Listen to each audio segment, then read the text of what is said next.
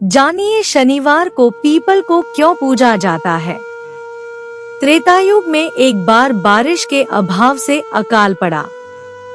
तब कौशिक मुनि परिवार के लालन पालन के लिए अपना गृहस्थान छोड़कर अन्यत्र जाने के लिए अपनी पत्नी और पुत्रों के साथ चल दिए।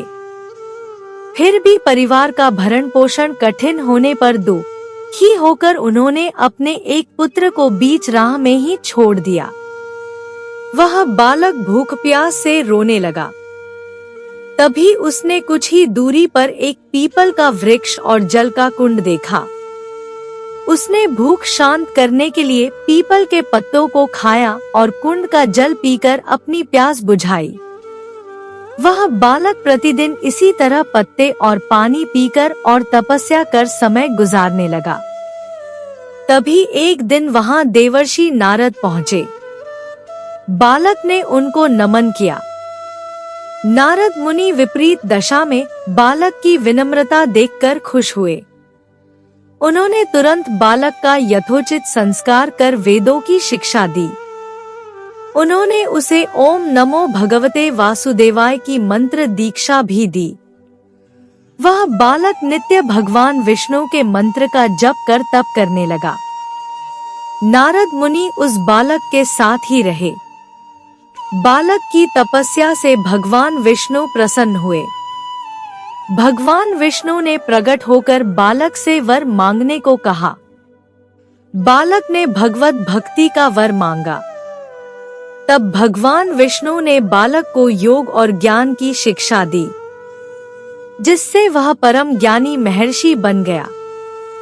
एक दिन बालक के मन में जिज्ञासा पैदा हुई। उसने नारद मुनि से पूछा कि इतनी छोटी उम्र में ही क्यों मैं अपने माता पिता से अलग हो गया?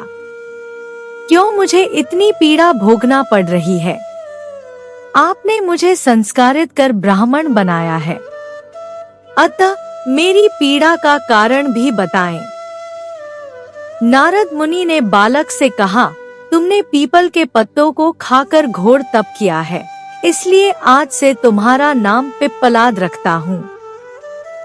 जहाँ तक तुम्हारे कष्टों की बात है, तो उसका कारण शनि ग्रह है, जिसके अहंकार वश धीमी चाल के कारण तुम्हारे साथ ही पूरा जगत भी अकाल की पीड़ा भोग रहा है। यह सुनकर बालक बहुत क्रोधित हो गया।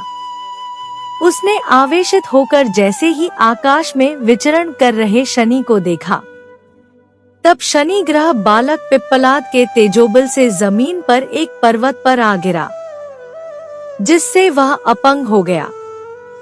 शनि की ऐसी दुर्दशा देखकर नारद मुनि खुश हो गए। उन्होंने सभी देवी देवताओं को यह दृश्य देखने के लिए बुलाया।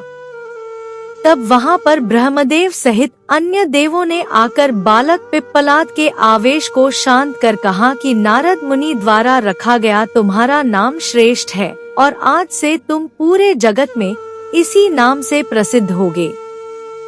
जो भी व्यक्ति शनिवार के दिन पिप्पलाद नाम का ध्यान कर पूरी श्रद्धा और भावना से पूजा करेगा, उसको शनि ग्रह के कष्टों से छुटकारा मिलेगा और उसको संतान सुख भी प्राप्त होंगे। ब्रह्मदेव ने साथ ही पिप्पलाद मुनि को शनि ग्रह की शांति के लिए उनकी पूजा और व्रत का विधान बताकर कहा कि तुम धराशायी हुए शनि को अपने स्थान पर प्रतिष्ठित कर दो, क्योंकि वह निर्दोष है। पिप्पलाद मुनि ने भी ब्रह्मदेव के आदेश का पालन किया और उनसे शनिश्चर व्रत विधि जानकर जगत को शनि ग्रह की शांति का मार्ग बताया। इसीलिए शनि ग्रह की शांति के लिए शनिवार के दिन पीपल के वृक्ष के साथ ही शनिदेव के पूजन की परंपरा है। उम्मीद करती हूँ यह कहानी आप लोगों को अच्छी लगी होगी। अच्छी लगे तो लाइक करें, अपने दोस्तों के साथ शेयर करें। चैनल पर नहीं है तो सब्सक्राइब करें।